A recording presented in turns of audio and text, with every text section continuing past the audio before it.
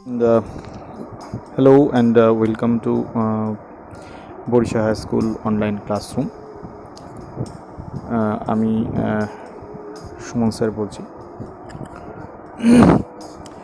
Business taxation সিএসটিএক্সের taxation পার্টে আমি আছি। আজকে সেকেন্ড ক্লাস। গত সপ্তাহে ফার্স্ট ক্লাসে আমাদের ফার্স্ট চ্যাপ্টারটা আমরা পড়েছি।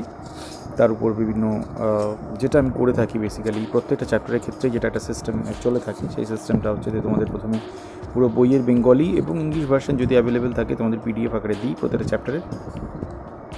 তারপর আমি যেটা করি সেটা হচ্ছে গিয়ে তোমাদের কোশ্চেনেরগুলো দিয়ে দিই। কী কী কোশ্চেন পড়তে হবে জানা থাকলে পড়তে সুবিধা হয়, এর বাইরে কিচ্ছু পড়তে হবে না।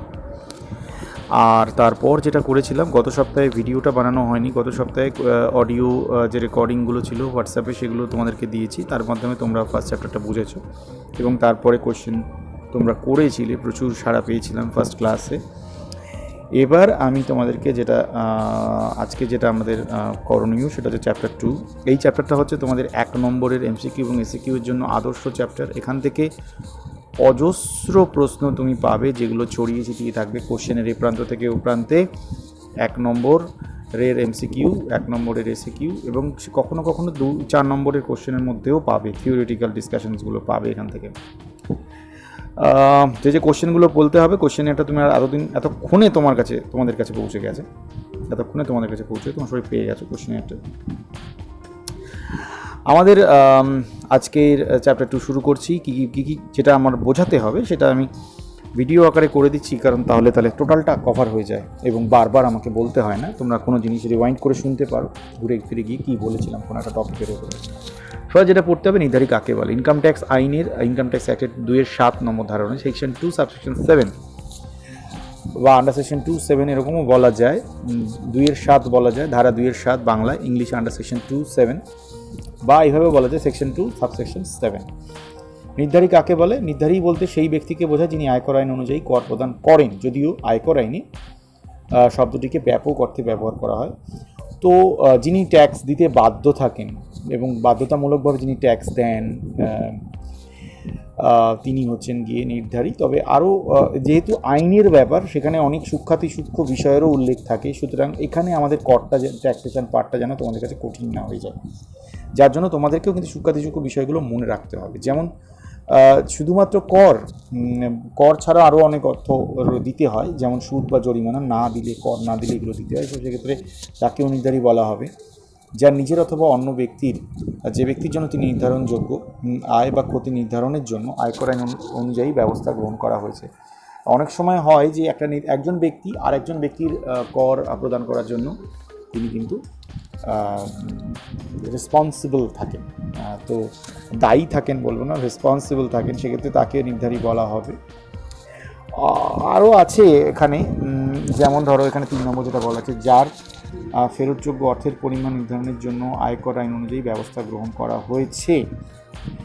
ধরো কেউ কোনো ব্যক্তি ধরো তার ট্যাক্সের আওতায় পড়েন না, তিনি, তার আয় অতটা নয়, প্রত্যেক বছরই এরকম হয়েছে, কিন্তু কোনো বছর ভুল করে বা কোনো অন্য আইনানুগ বাধ্যবাধকতার জন্য ব্যাংক থেকে বা কোনো ফিনান্সিয়াল ইনস্টিটিউশন থেকে বা তিনি যেখানে কাজ করেন সেখান থেকে তার ট্যাক্স বাবদ অর্থ কেটে নেওয়া হয়েছে, আর সেক্ষেত্রে তিনি ওই ট্যাক্স ফেরতের জন্য দাবি করবেন, সেক্ষেত্রে তিনি নির্ধারী হবেন, কর না দিলেও তিনি নির্ধারী হবেন।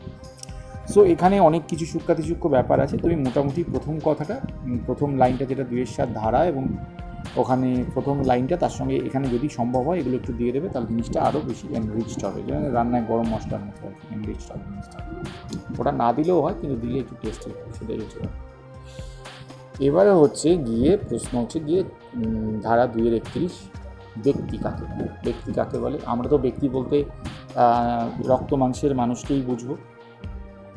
আমাদের কিন্তু আয়কর আইন বলছে অনেক কিছুকেই ব্যক্তি বলছে, যেমন ইন্ডিভিজুয়াল, যেমন স্বতন্ত্র ব্যক্তি যেমন রয়েছে যৌথ হিন্দু পরিবার, কোনো যৌথ হিন্দু পরিবার যেটা আগে ছিল, এখন এই কনসেপ্টটা কতটা আছে আমার সন্দেহ আছে। কোনো কোম্পানিও কিন্তু আয়কর আইনের চোখে ব্যক্তি, কোনো অংশীদারি কারবার, পার্টনারশিপ ফার্ম, সেটাও কিন্তু কোনো ইনকাম ট্যাক্স অ্যাক্টের ক্ষেত্রে সেটাও তারাও ব্যক্তি বলে পরিগণিত হবে। বিভিন্ন ব্যক্তিবর্গের সমিতি বা সংগঠন, যেটা আমরা বলি ক্লাব বা অ্যাসোসিয়েশন অফ পার্সন, যেটাকে ইংলিশে বলা হয়, বাংলায় আমরা যে ক্লাবগুলো রয়েছে অথবা সমবায় কারবার রয়েছে, কোনো আঞ্চলিক কর্তৃপক্ষ বা লোকাল অথরিটি অর্থাৎ পঞ্চায়েত, পৌরসভায়, ক্যান্টনমেন্ট বোর্ড এবং আইন অনুসারে সৃষ্ট কৃত্রিম ব্যক্তি, আর্টিফিশিয়াল জুডিশিয়াল পার্সন, যিনি ওপরে বর্ণিত কোনো শ্রেণীর অন্তর্ভুক্ত নন। তো এখানে প্রত্যেকটারই ব্যাখ্যা করা আছে। তুমি ব্যক্তি কাকে বলে বললে এই 7টা পয়েন্ট বললেই হবে। 231 কমপ্লিট। লাস্টেরটা একটু ব্যাখ্যা, আইন অনুসারে সৃষ্ট কৃত্রিম ব্যক্তি, দেবমুক্তি বা দেবত্ব, কোনো প্রতিষ্ঠান, আইন অনুসারে সৃষ্ট কোনো কৃত্রিম কোম্পানি, বিধিবদ্ধ সংস্থা প্রভৃতি প্রবৃত্ত কোনো ব্যক্তির মধ্যে অন্তর্ভুক্ত হবে না। ঠিক আছে, এখানে কিন্তু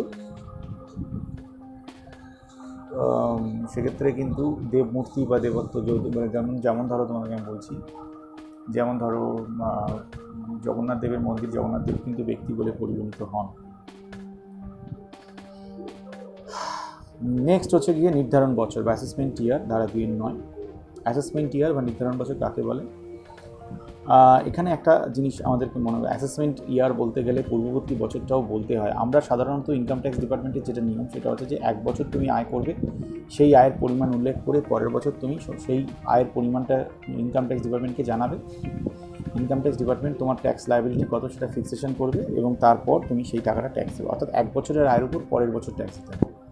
এবং ইনকাম ট্যাক্সের যে বছরটা সেটা সবসময় শুরু হয় 1 এপ্রিল এবং পরের বছর 31 মার্চ শেষ হয়। অর্থাৎ এটা ধরো 2020 সালের 1 এপ্রিল থেকে শুরু করে 21 সালের 31 মার্চ অবধি যে বছরটা রয়েছে, এই বছরে তুমি ট্যাক্স দেবে, কিন্তু কোন বছরের আয়ের উপর ট্যাক্স দেবে? 2019-20 সালের উপর, যেটা কিনা 19-এর 1 এপ্রিল শুরু হয়ে 20-র 31 মার্চ শেষ হয়েছে। তাহলে যে বছরের তুমি ট্যাক্স দেবে বা যে বছরে তুমি ইনকাম ট্যাক্স ডিপার্টমেন্ট তোমার ট্যাক্স লায়াবিলিটি ফিক্স করবে এবং তুমি ট্যাক্স দেবে, সেই বছরটাকে বলা হবে অ্যাসেসমেন্ট ইয়ার বা নির্ধারণ বছর। যেহেতু কর নির্ধারণ করা হয় তাই নির্ধারণ বছর। অনেকে এটা গুলিয়ে ফেলে, আমি এইভাবে বলি যে কর নির্ধারণ করা হয় বলে এটা নির্ধারণ বছর।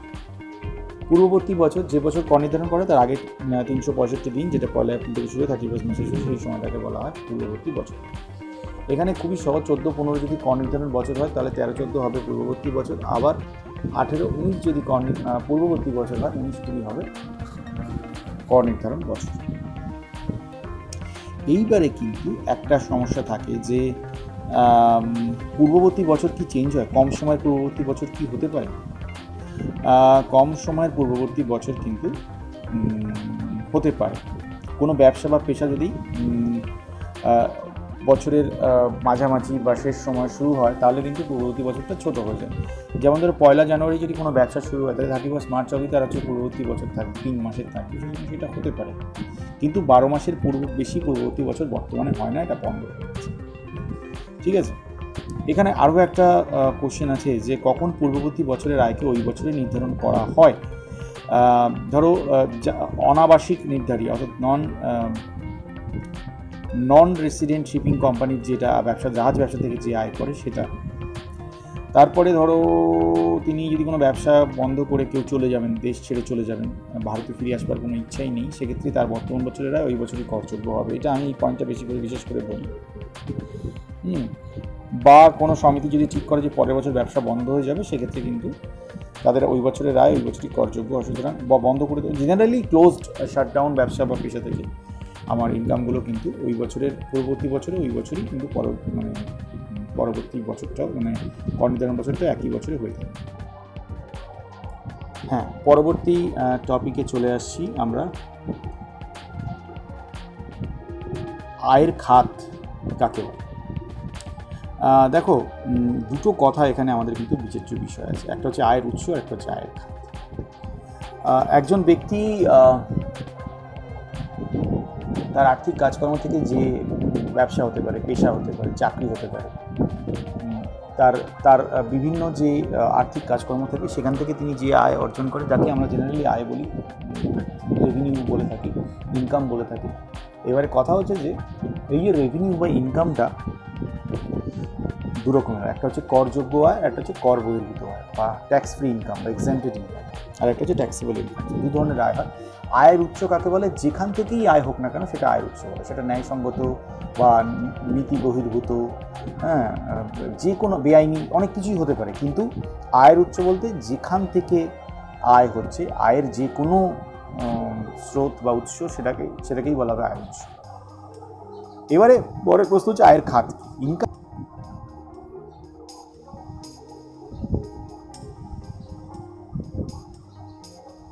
ইনকাম ট্যাক্স ডিপার্টমেন্ট, এখানে আমাকে বলতে হবে ইনকাম ট্যাক্স ডিপার্টমেন্ট কিন্তু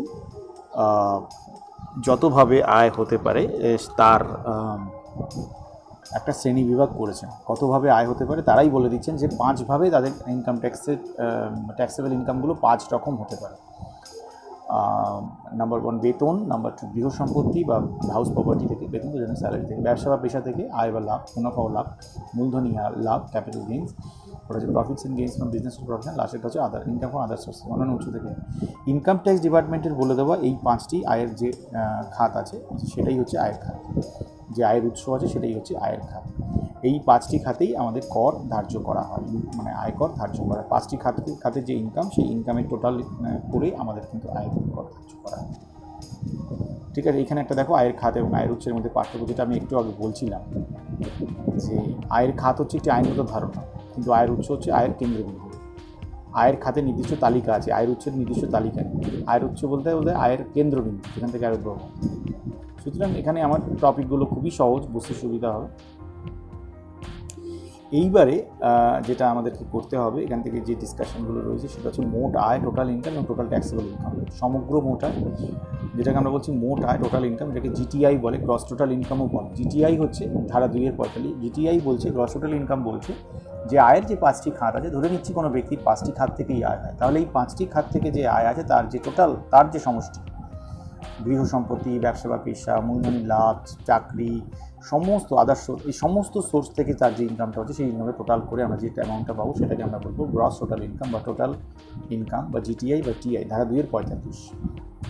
এইবারে কিন্তু আমাদের আরেকটা জিনিস রয়েছে, এই গ্রস টোটাল ইনকামের পর যেটা আমাদেরকে করতে হয় সেটা হচ্ছে টোটাল ট্যাক্সেবল ইনকাম বা মোট করযোগ্য আয়। দেখতে পাচ্ছি এখানে আছে করযোগ্য আয়।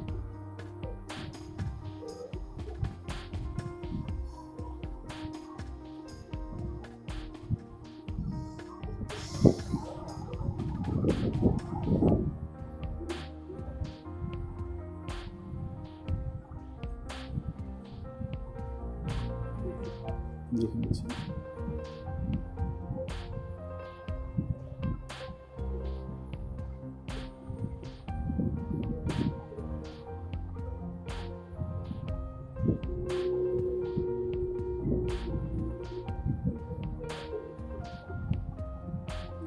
আচ্ছা, এখানে